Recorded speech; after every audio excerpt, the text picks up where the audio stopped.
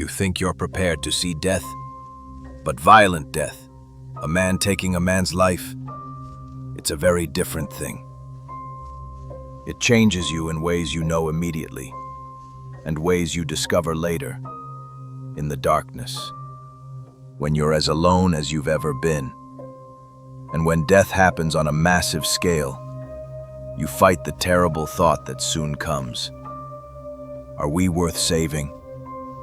And if we are, am I willing to become the thing that I hate to save us? Am I willing to be a killer? Steve Rogers freezes mid-bite as gunshots crackle through the police radio. Someone's hunting for blood. He explodes from the diner, cornering the panicked officer outside, demanding the shooter's location. Her voice shakes as she explains the gunman stole a police bike and is racing to the UN building to slaughter them all. That's when she looks up and realizes she's not talking to a cop.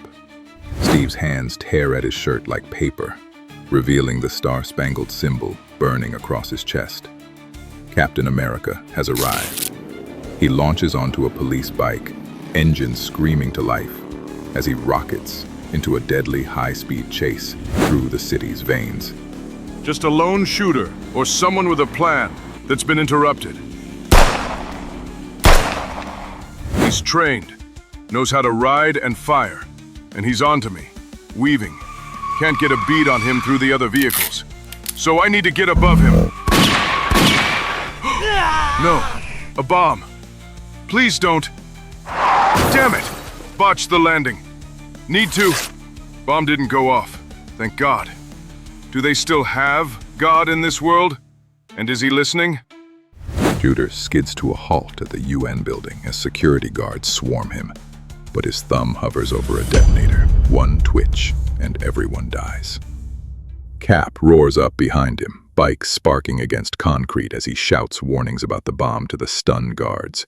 He approaches the trembling gunman with steady hands raised, connecting soldier to soldier about their shared service and the weight of what war does to a man's soul.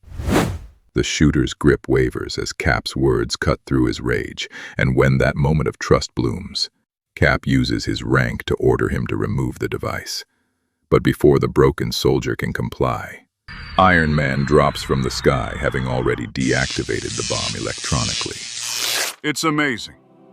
The idea of a united nations. And you say it's designed to stop future world wars. That's a big part about why it was founded, though there's always debate about its efficacy. Nothing is ever straightforward, is it? But it's nice to see the world has at least tried. That man, though, he felt abandoned by it. By us.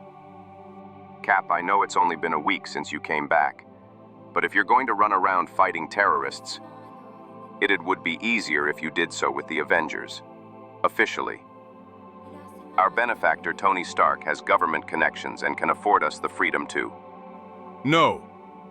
I already belong to an organization, Iron Man. I know it's been decades since I went into the water, into the ice. But for me, it just happened yesterday. I was a soldier in the US Army. So it's time to return to base. There is another story in play, with David Colton wanting to be a part of the US Army. The world was changing. We could no longer ignore what was happening across an ocean. Newsreels and newspapers brought the horror to life on our doorstep. The suffering, the inhumanity. If I wouldn't turn my back on a neighbor in need, how could I turn my back when other nations were on fire? Meanwhile, Captain America impressed the doctor and general at the Pentagon. I've never seen anyone like this. He's the perfect human specimen. We can't match against DNA, obviously, but this man has all the markings of Dr. Erskine's super soldier experiments from the 40s. How is this possible?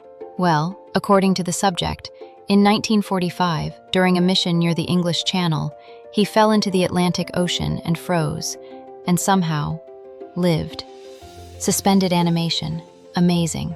And then, last week, the group calling themselves the Avengers found his body and thawed him out. No one who saw him in public thought he was the original, but from everything I'm seeing, he is. General Thaddeus Ross decided to have a word with Steve. The general was aware that the Avengers were eager to recruit Captain America, so he wanted to know why Steve decided to come back to the army. It's been a hell of a week, sir. I've seen some amazing things, but you've read my debrief. I've lost everything. My partner, Bucky James Buchanan Barnes. I watched him die before I fell into the ocean. My parents were dead before I enlisted, and any friends I once had, they're all gone.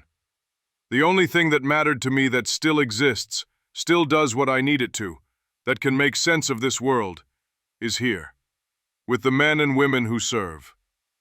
I understand more than you know. Captain Steve Rogers. Welcome back to the United States Armed Forces. When you're ready, soldier, I believe I have your first mission. We then jump back to David Colton, who was telling his mother on the phone that the food was as bad as expected. I've never faulted those who stayed at home. His mother begged him to come home and insisted he wasn't thinking straight, that he was only out for revenge, but David disagreed. I look at the men in the trenches and can see those who should have stayed behind. David insisted to his mother that he will help bring the Taliban to justice. A fear that runs through them, too deep to face the horrors of war. My eye trains on them in battle, distracted by what they'll do.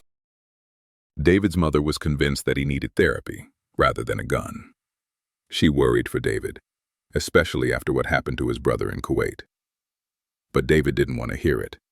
His brother was a hero in David's eyes. I couldn't stay behind, not while they were out there. The bullies. My life has been a succession of bullies. They seek out the weak, and I just radiated weakness. But I fought back. I always fought back. It didn't matter that I rarely won. And when the world turned dark and the bullies gathered, I did what I'd always done. Lifted my fists and prepared for the pain. Fantastic Four are getting destroyed by some massive beast, until Captain America drops in and ends the fight with surgical precision. He needs to talk to Reed Richards, and this seemed like the perfect opening. Cap cuts straight to the point. He needs intel on Victor Von Doom, and Reed knows him better than anyone alive. Reed's face darkens as he recounts their college days together. How Victor dropped out after a horrific accident left his face permanently scarred and his pride shattered beyond repair. But Steve already knows Doom's origin story. What he needs is insight into the man who's been infiltrating American soil, terrorizing citizens, and just destroyed the U.S. Embassy in Latveria while taking diplomats hostage. Reed immediately offers the Fantastic Four's help, but Steve shakes his head grimly. The United Nations is voting to ban enhanced beings from foreign military operations, and while Steve gets a pass due to his war service, enhanced military assets are the only exception since no country will abandon their super soldier programs. Reed looks confused about why Steve even came if he can't accept help, but Steve explains he has all the facts and mission details. What he needs to understand is the soul of his enemy. Because 2 weeks ago, Steve was fighting Adolf Hitler, and he can't shake the feeling that fate is putting him against the next Hitler. Victor isn't Hitler. He's full of ego and hate, but that hate isn't for groups of people, it's for himself, for the mother and father he couldn't save. It's about control and punishment for anyone who gets in his way. Steve needed to know how to stop Doom.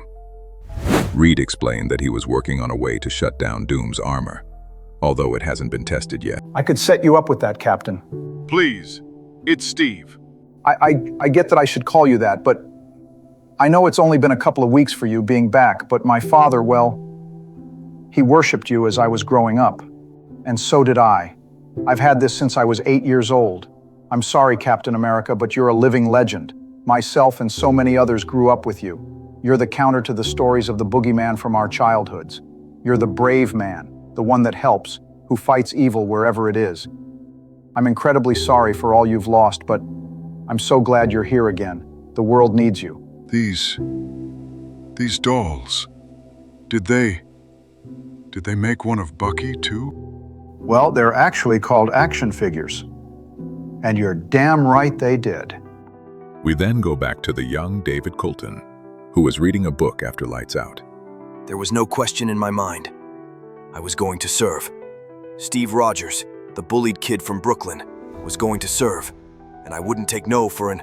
The scene explodes as David's sergeant rips him from his bunk and drags him into the harsh moonlight, fists already clenched for violence. The sergeant's knuckles crack against David's jaw, blood spraying across the dirt as he snarls that the other recruits are right. David will get them all killed in combat. David crumples to the ground, crimson streaming from his nose as the sergeant spits the word "crybaby" like poison. But something shifts in David's broken face. His teeth grind together, a murderous frown carving itself into his features as rage replaces pain. He staggers to his feet, blood still flowing, and declares through swollen lips that he's not leaving this place. The sergeant's response is swift and brutal. Another devastating blow sends David crashing back to the earth, boots following fists in a savage beating. Yet David refuses to break, his voice hoarse but unshakable as he repeats his vow to stay. Meanwhile, Steve Rogers sits in quiet contemplation, studying a book that chronicles his own legendary story. My life on display. Every letter I wrote home to my old teacher, Mrs. Crossley, adding to a mythology that grew while I froze in the darkness. In the war, I was a child, becoming a man. I led, but I was just another soldier, trying to survive, trying to help ensure that the world had freedom. But now the world has built me up into something more. Can I embrace it? Do I fight it? Will allowing myself to be a living legend change me? Will the stars and stripes be my armor? Young David Colton lies battered in the hospital bed, his face a canvas of purple bruises and split skin, when General Ross walks in with an unsettling smile. Ross admits David is the weakest recruit he's ever encountered, but there's something burning in the kid's eyes that can't be taught. Pure, unbreakable heart. Then Ross makes an offer that chills the sterile air. He can fix David, cure his asthma, and transform him into something more than human.